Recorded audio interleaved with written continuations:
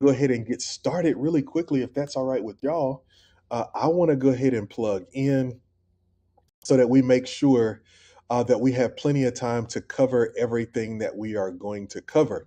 For those of you who are new to the program, because I know we've got a ton of you who have joined in, plugged on, and signed on to the program. And really, this is your first time here. You just signed in, you just signed on. I want to welcome you to the Church Systems Boot Camp. You're here because your leader believes in the role that you play in the vision, but you're also here to help us take a next step.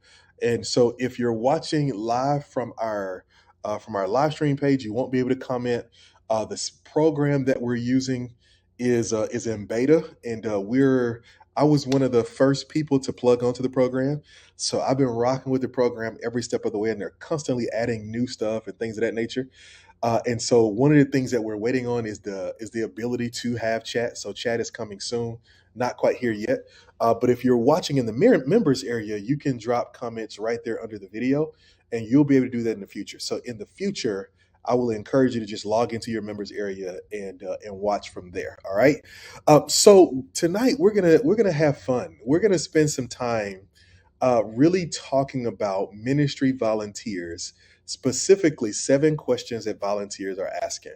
We're going to be talking about how in this season and in this time we can maximize our volunteers and get the most out of them. All right. So we've still got a few minutes yet. It's just 7:26. We kick off at 7:30. So we'll be going here in just a second. So we've got a few more minutes. So until then, we can hold tight. If you would like to be able to comment and engage, you've got a few minutes. Log into your members area, and once you go into the program, if you look right there underneath I think it's in the very first module. If it's in the replays module, if you look in there, you'll see a module that says live replay, live calls and replays. If you click that module, you'll see it sitting right there. It'll say live calls. All you got to do is click that, open that up, and you'll be able to see the note that says join the live call Wednesdays at 7:30 p.m. CST. It's the first one sitting up there. So all you've got to do is go in there and grab that, click right there. And once you click it, you'll be able to comment. You'll be able to leave your comments and the whole nine right there on that page. All right. So if you want to do that, you've got a few minutes. We've got just a few more minutes before we get started. But just go there, just click that. Oh, see, there you go. I was just watching it, and because I'm watching it, you can hear me talking. Wednesdays at 7. Let me mute it. All right. So there you go. So if you go in there, you'll be able to leave your comments. You'll be able to engage and connect with us there inside your membership. All right. So I'm going to give you a few minutes to do that while I set some things in order on my end. Super excited. We've got some exciting things that are coming your way. I want to encourage you, if you haven't already, make sure you join our Facebook group. We've got a Facebook group for our members and for people who are part of our program. You're going to be hearing more about that soon. I'll send you an email probably tomorrow to wrestle through some of those details and just get them in your hands so you know exactly what's happening, what's going on, things of that nature. So I'll send that to you. But in the meantime, I want you to be preparing for that. That Facebook group is where we're going to use to engage with one another. Some of you have asked about connecting with other leaders, right? Connecting with other people and cross training and all those kind of things. Well, we're going to have that option coming up for you in that Facebook group. So I encourage you to make sure you join that group, and you'll be able to do that. And we'll do some training and some coaching there as well. All right.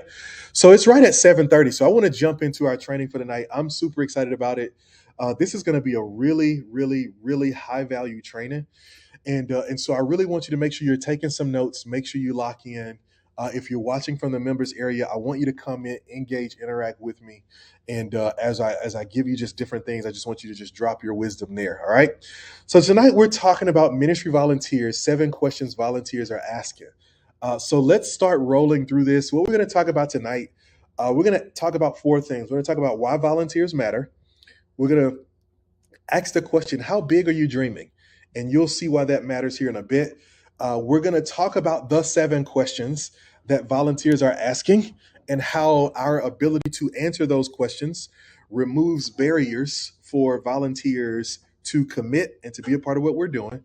And then I'm going to give you a simple volunteer strategy. And by volunteer strategy, I'm going to give you some action items that I'm going to challenge you to take here really soon to get three things, three specific meetings on your books. And as you get those three specific meetings on your books, I believe it's going to help you take some next steps. All right. So for those of you who are new, let me just reintroduce myself. I'm Henry, and I'm your systems coach. A couple of highlights about me. I'm a girl dad of four. Yep. Hashtag girl dad. My girls range from 3, the youngest, up to 16, the oldest. So I'm a girl dad. We started this company, Simple Systems Consulting, back in 2020. I just had this unction that 2020 was supposed to be the year that we really jumped out in some crazy faith and did some amazing things. And so we did, and we started this company. And over the years, it has evolved. We started off creating devotional resources for leaders. We started off creating online discipleship classes for churches, and it has evolved over time to really discovering this heart.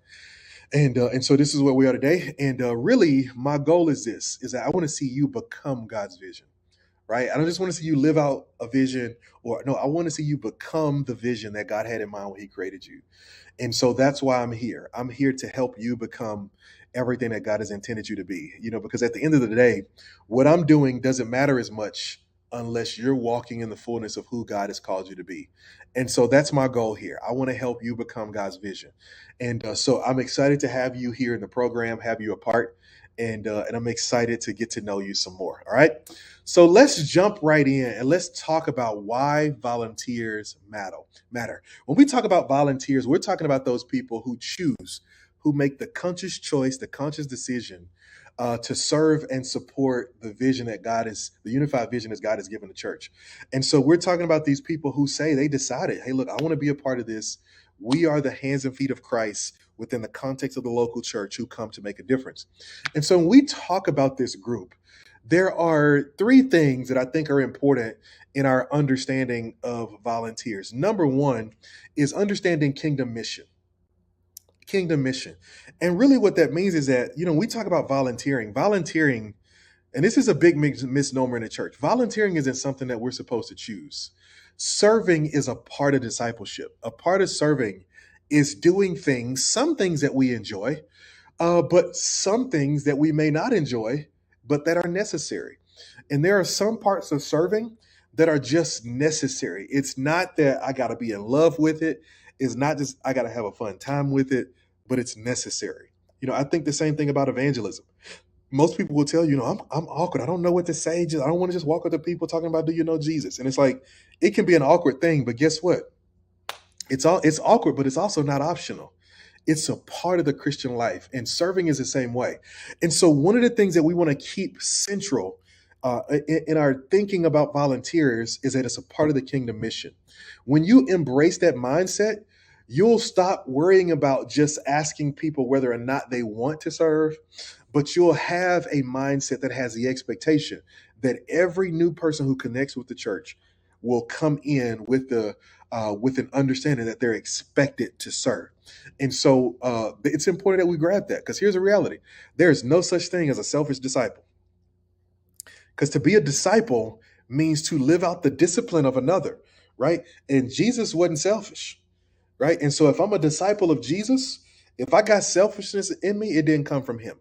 And so it's a part of understanding the kingdom mission, that the kingdom mission mandates that we keep in front of us, that we keep in front of those around us, the expectation that they serve and be a part of what God is doing. All right.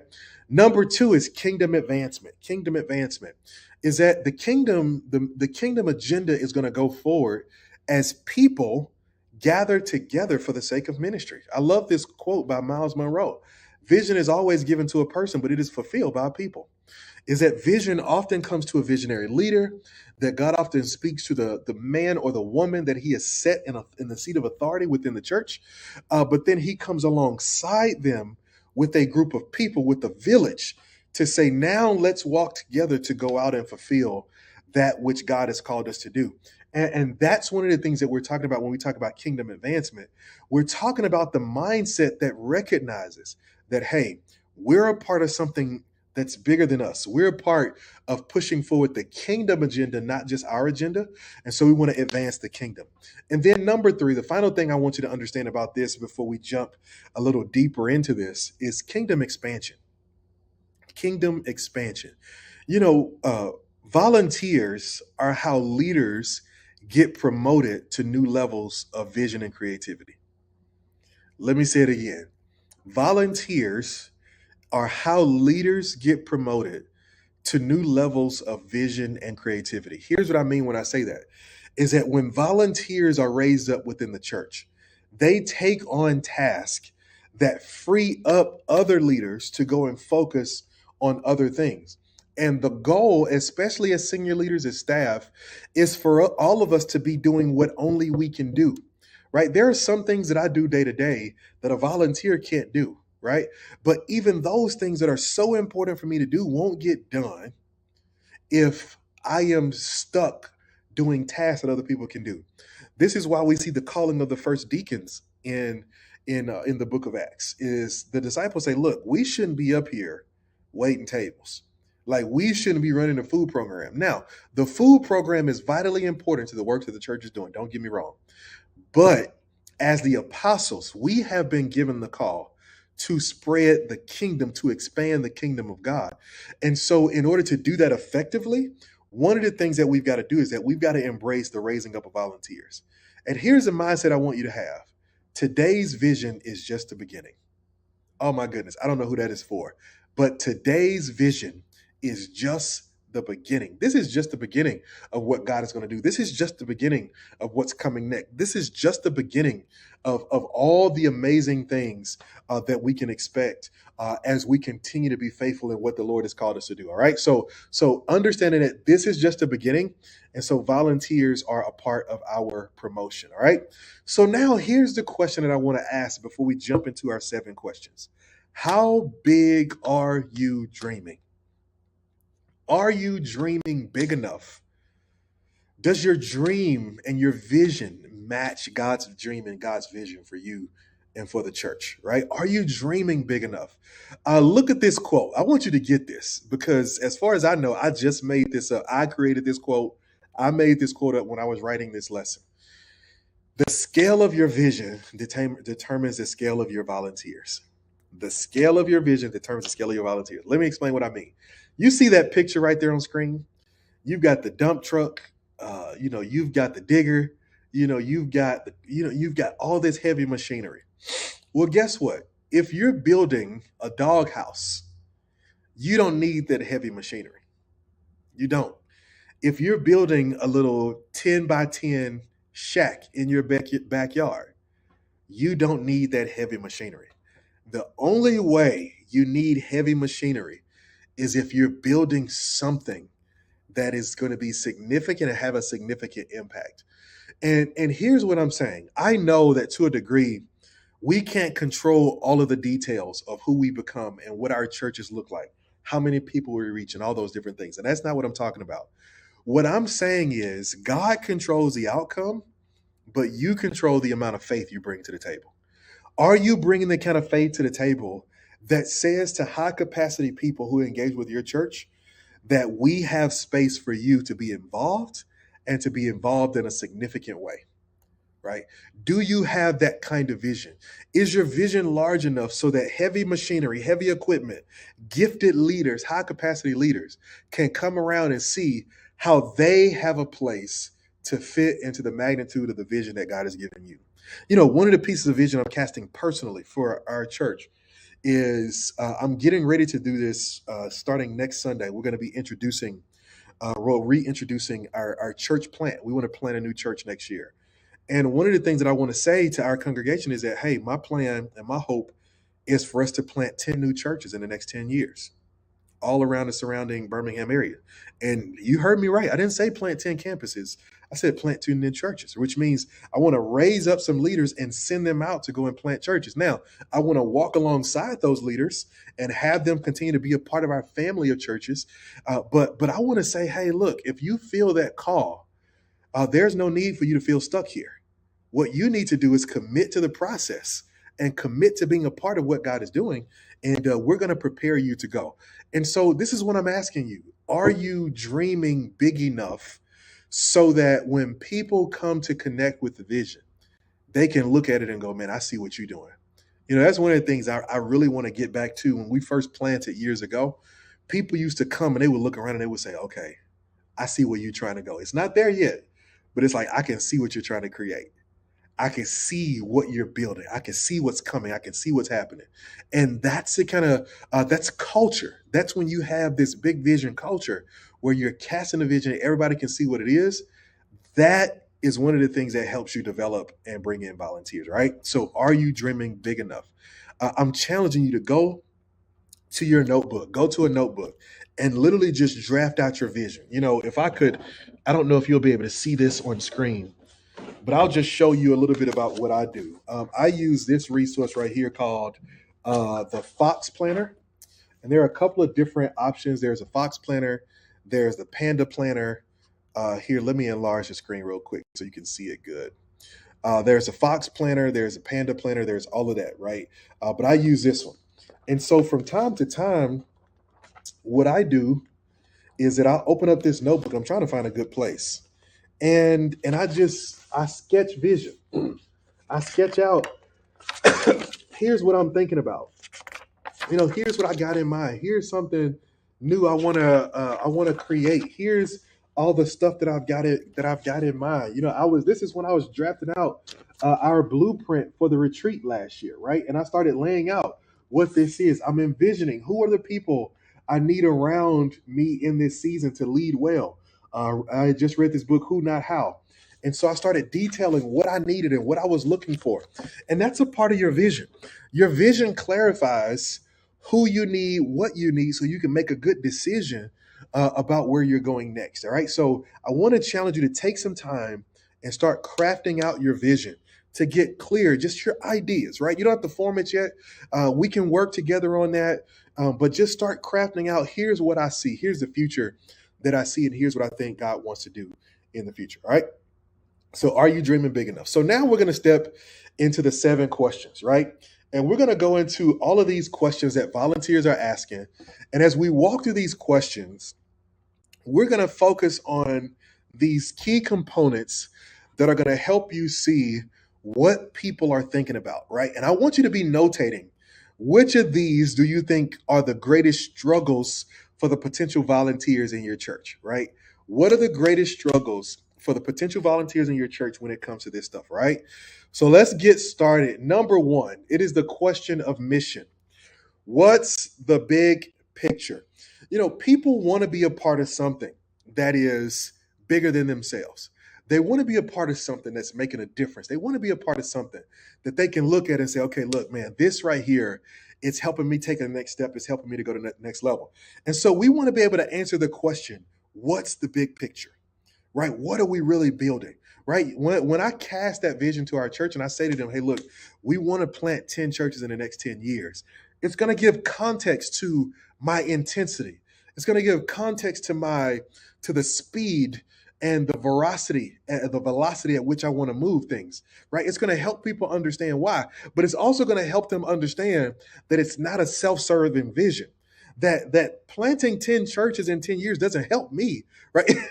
It makes my job harder because every time we send people out, we've got to take on the task of refilling the body so we can raise up new people to send them out again, right? And so it's not just this idea of serving me, but what I'm saying is, hey, look, I'm inviting you to have a real life kingdom impact, right? And so can you answer for your volunteers? Here is what the mission is. Here is how we're fulfilling the great commission that God has given us. Planting churches is not just my idea. I believe it's a part of the Great Commission.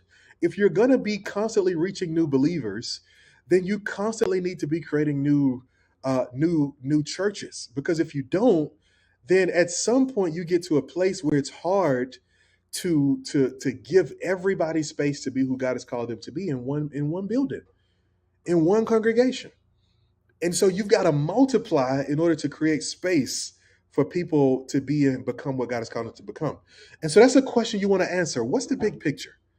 right? Anytime even if your ministry is training and developing volunteers, they need to answer the question, what's the big picture? Right? They need to be able to tell people, hey, look, you're serving in children's ministry. Here's why what you're doing matters. You're helping us raise up the next generation of leaders for this church, for the kingdom of God, right? You want to be able to contextualize it by asking and answering the question, what's the big picture, right? When people don't know the big picture, it they serve simply because you ask them to, not because they understand that they have a call to. And you want people to know that they're called to serve, which is why in our simulation module, we coach you on allowing people's spiritual gifts assessment to guide to a degree where they serve in ministry. Because when my gifts tell me where to serve, it helps people understand that God called you to serve in this way, not me. That I'm not telling you to serve. I'm not telling you got to do this. If this is how God gifted you, He's shown you already how you could serve and be a part of the kingdom. And so you want to answer that question. What's the big picture? Number two, the question of spiritual growth. And here's a question: will you disciple me? When somebody signs up to serve, will the leaders of that ministry, the leaders of that team, the leaders of that small group, will they commit to discipling people? So often in church, our volunteers only hear from us when it's time to schedule, when it's time to work. And that's discouraging. And one of the ways that you create strength and you create real relationship and real focus amongst volunteers is by making sure that there is a focus on discipling them. One of the things that we're doing, and I'm sharing this with teams as we do our team meetings and our one-on-ones. I'm rolling this out, but I created base camp projects, which is our productivity tool. I created base camp projects for all of our ministry teams. And so what we're going to do within there, every week I ask them a question. How can I pray? How can we pray for you this week? And how did you pray for us this week? Right? We're asking those two questions. One question comes on Monday, one question comes on Friday.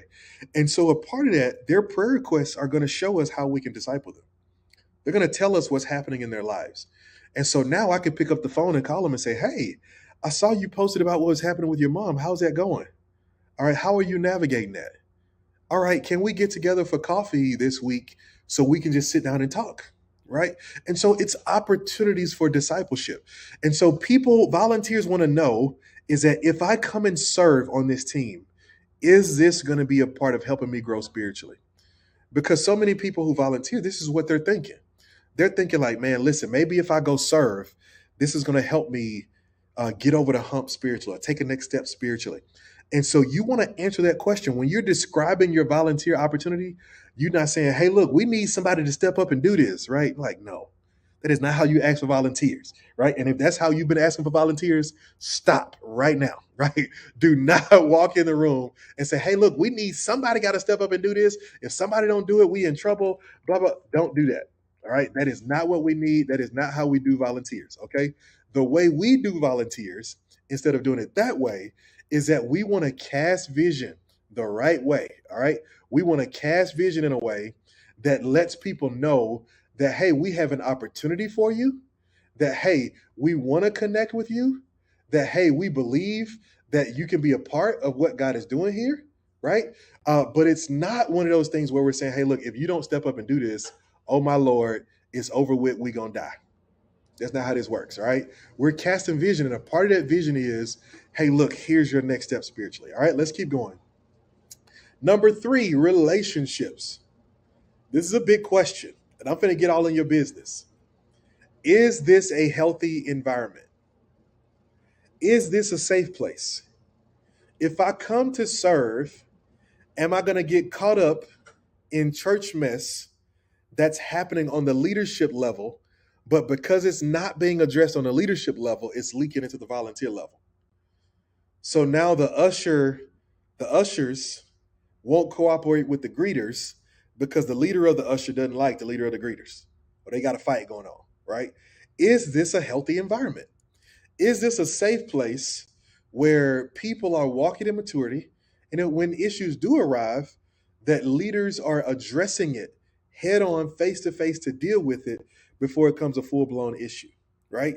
is this a healthy environment where I can build relationships that really matter, right? Where I can build relationships with people who can really be a part of my life. Is this an area where I can really, really connect with people without having to fight the battle of feeling like I'm compromising as I get to know people, right?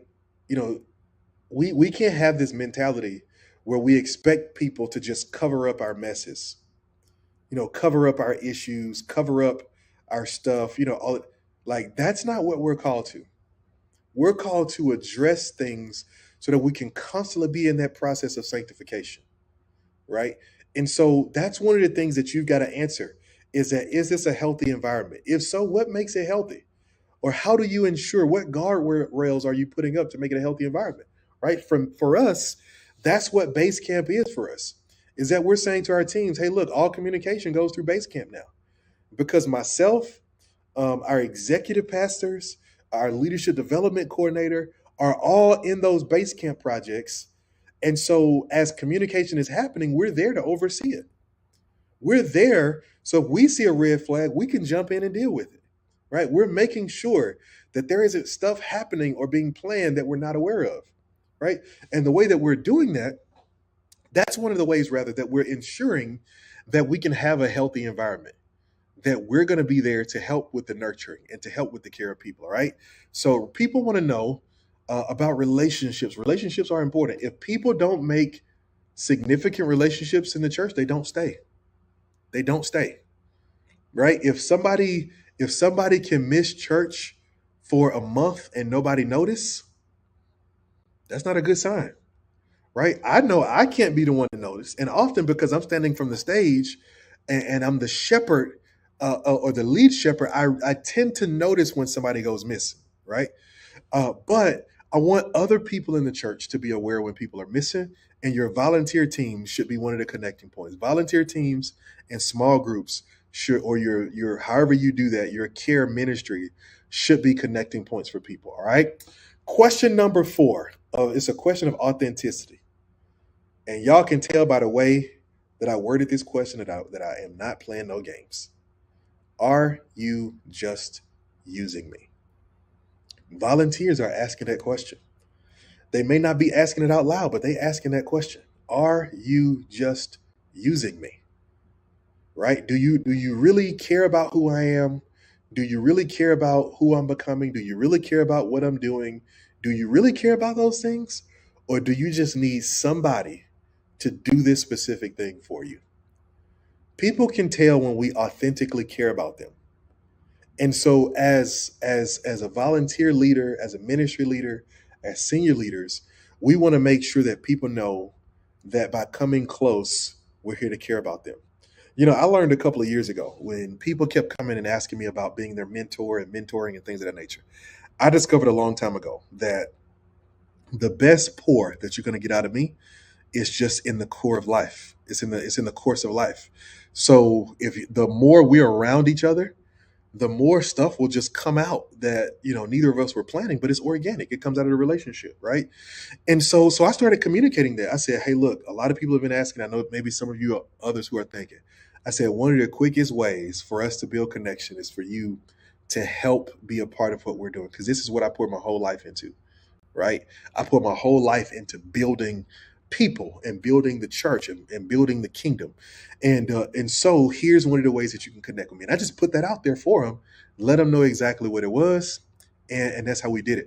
And so what you need to be thinking about is how will you care for your volunteers in a way that lets them know that we're not just using you to get stuff done on Sunday. And that's one of the things that, many of you have heard Latoya and seen, the sessions that she's done and stuff like that. But that's one of the things she's super sensitive to. Latoya's my wife, by the way, for those you don't know. That's one of the things she's really sensitive to is how we communicate to people, how we take care of people, how we love on people, and how we make sure that they understand that they are valued and loved by us. All right. Let's keep going. That's question number 4. Question number 5 is the question of development. Will this impact my everyday life? Will this impact my everyday life? Here's what this means is that I firmly believe that the best leaders in the world ought to learn leadership in the church. The best leaders in the world ought to learn leadership in the church. And so you want to be thinking about, as people are serving, how are you developing them to be better leaders in every area of life? And this benefits everybody all the way around. If you train your volunteers to be strong leaders in the church, the way it helps you is that now you have somebody who is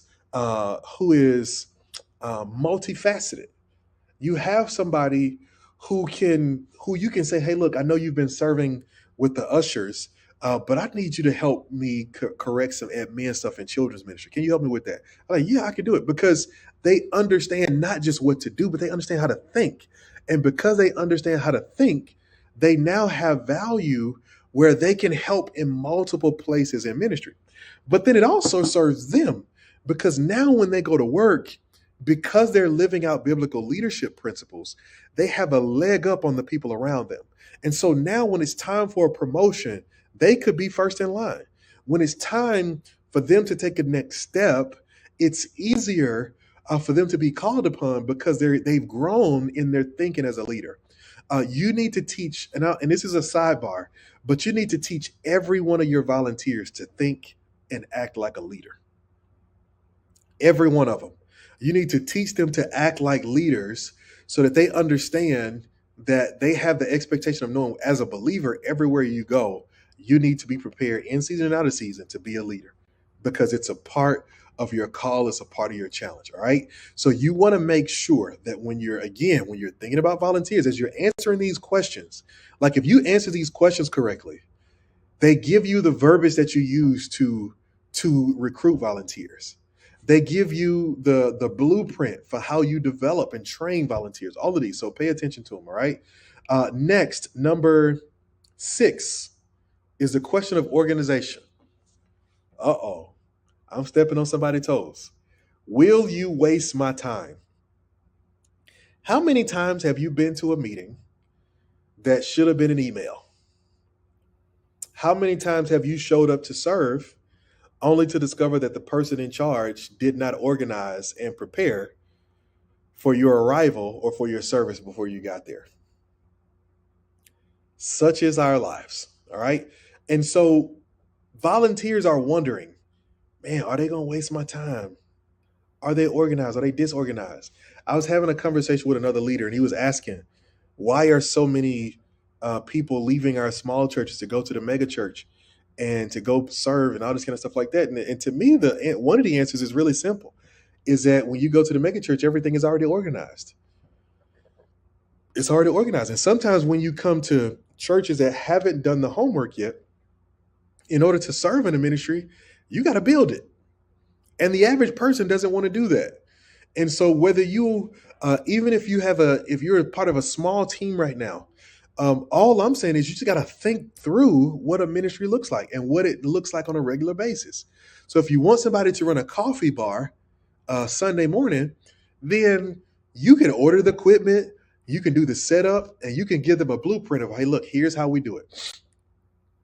But asking them to say, hey, look, could you run a coffee bar? And they say, yeah, I'll do that. And say, okay, cool. Well, look, just go find everything we need for it, buy it, and we'll reimburse you. All right, what all we need? Well, whatever you want, just figure it out. And it's like, fam, I don't even have a vision for this, And so will you waste my time is what volunteers are asking. And so you need to be able to communicate to them that we're ready.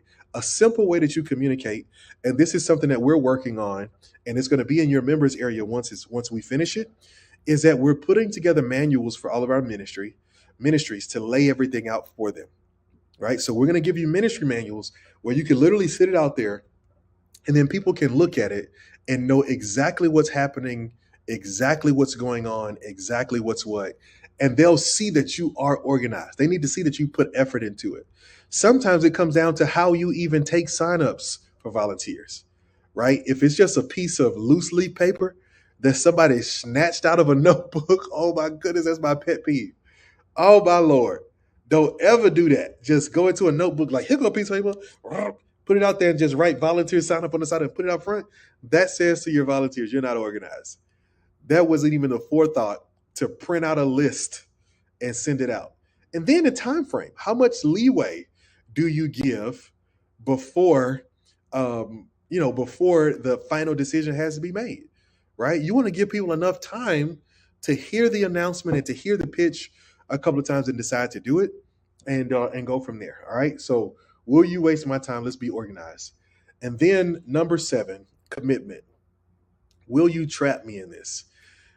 Sometimes when people sign up to volunteer, um, we don't let them know that this is not a lifetime commitment, and that's what it feels like.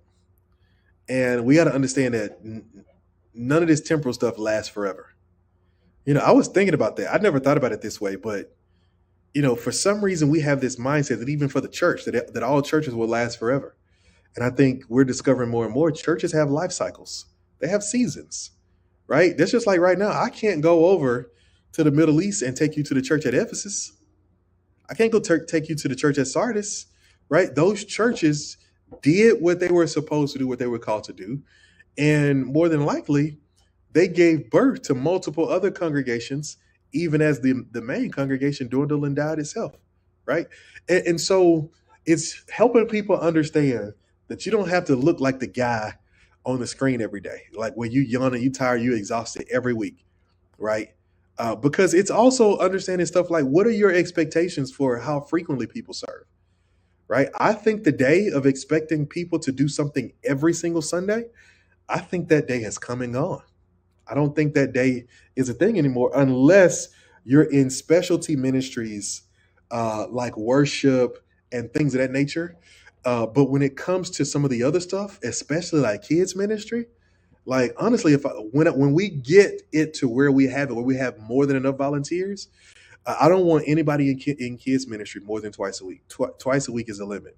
I would love to see every ministry we have volunteers only serve twice a week, twice a month. I'm sorry, unless it's like stuff like our greeters and our ushers.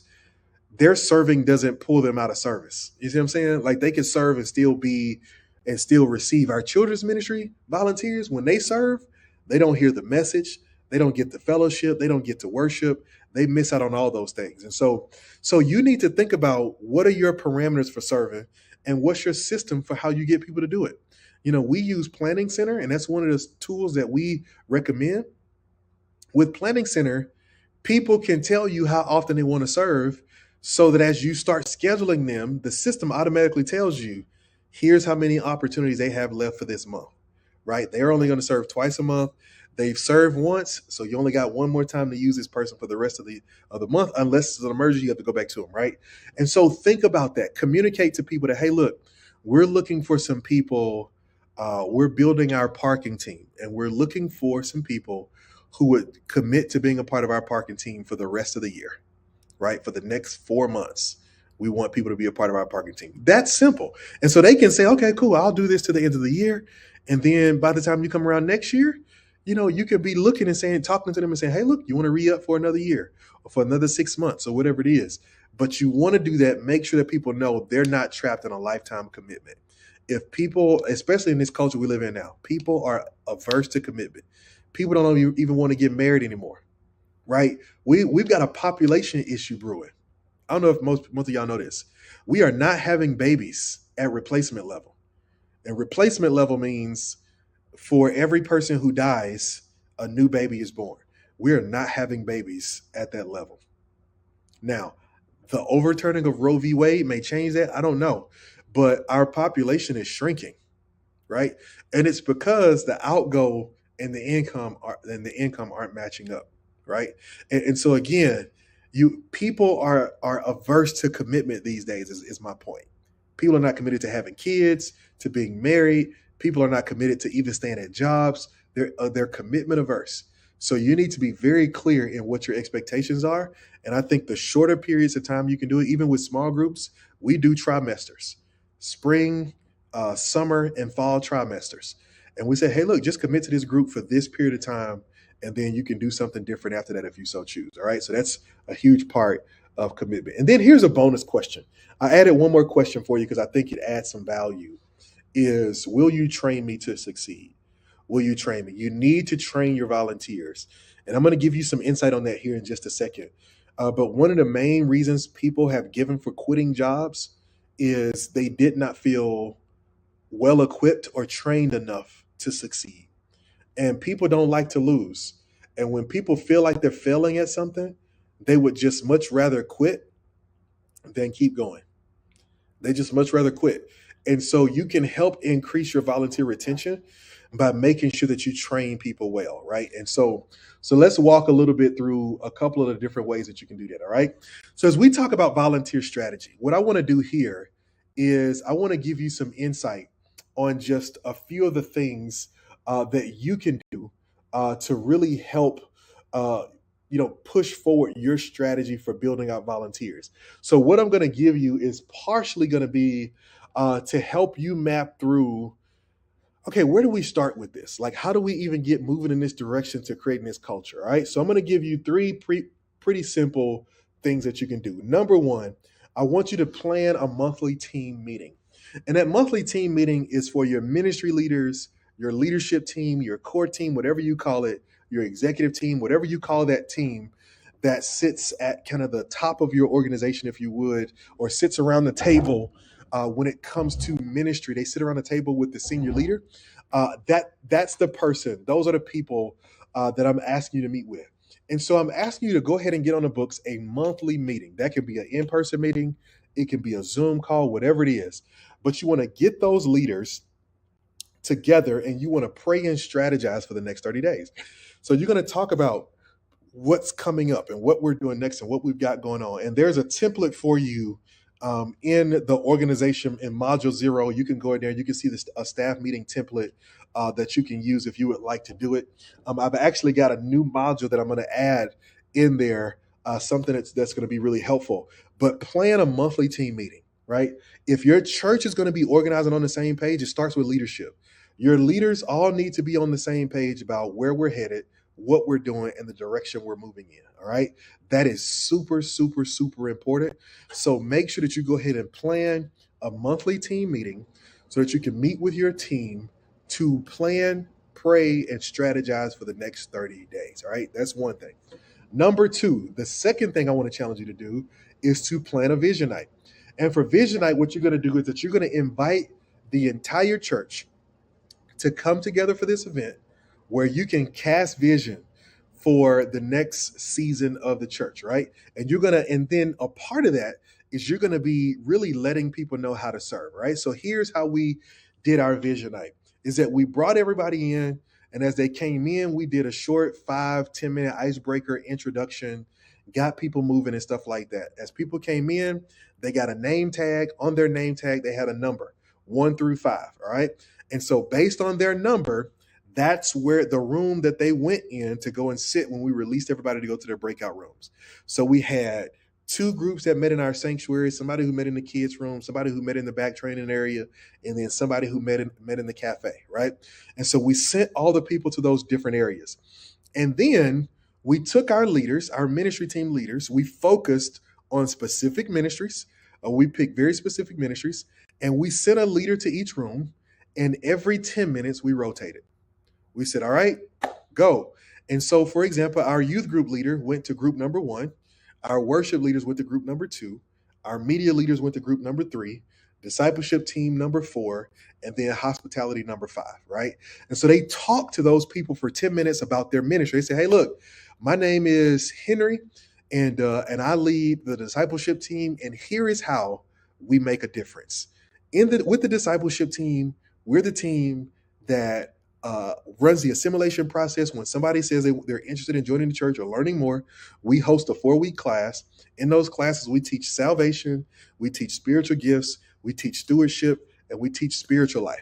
And so the way that we make a difference is that we really help people bridge the gap and grow up quickly in the faith, right? Whatever it is. But basically what they did is that they gave a pitch to each of the different people to say, okay, boom, let's go, let's get it done, let's make it happen. And it made a huge difference. So I want you and your team to start thinking about planning a vision night.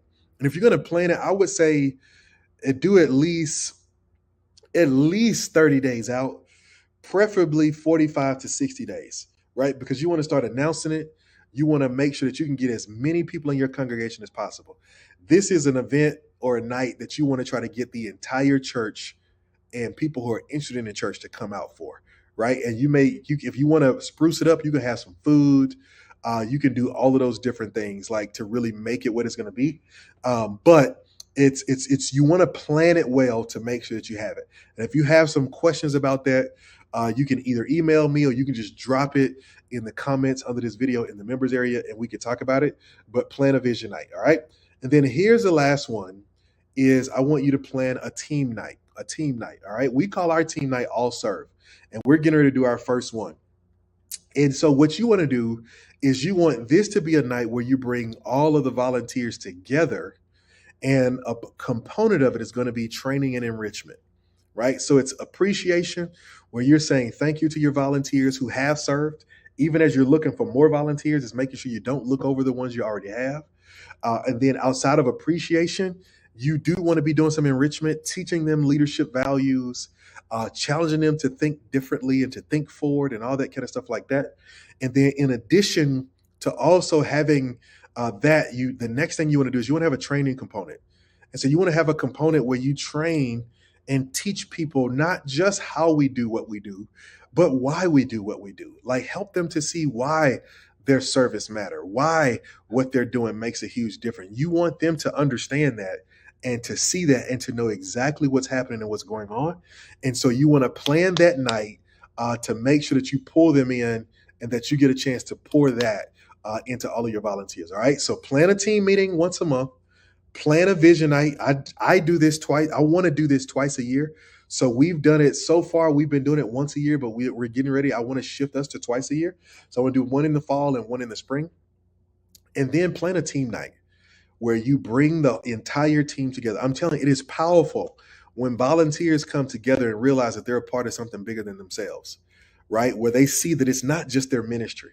And that's another way that you kill silos, that you kill these cliques within the church, is that you make sure that people see that the mission is about more than them, that they're just one part of the mission, that you're just one gear in a big detailed system, right? It's just one part of it, all right?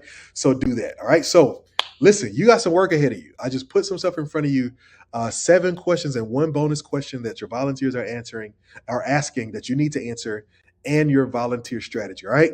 One final thing I want to give you before we go is we have been talking about our Kingdom Clarity Retreat.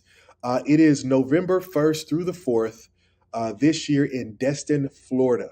And we have that retreat going. We have that retreat live. And we actually were sold out, but we had one cancellation. So we've got another room available. And so it is for senior leaders only. But at this retreat, we do a total strategic plan. Is that we plan out strategically for the year. We give you a framework that senior leaders can take back to their teams and they can wrestle with. Even this year, we are recording some of the training moments so that we'll have it in the video library so that teams can go back and watch it. We're going to have all of those things there and ready to go. It's a time of rest and rejuvenation for the senior leader and their spouse. It's a time to really connect with other senior leaders. And this year, one of the things we're adding is that we're going to be building strategy guides for ministry leaders. We've pinpointed 5 areas of ministry. And so we're going to contextualize the strategic guide to that ministry to say to that ministry leader, here is how you can come alongside the vision and really, really make a difference. I'm sharing this with you because if you're on here and you're a senior leader, I want to encourage you to plug into this retreat.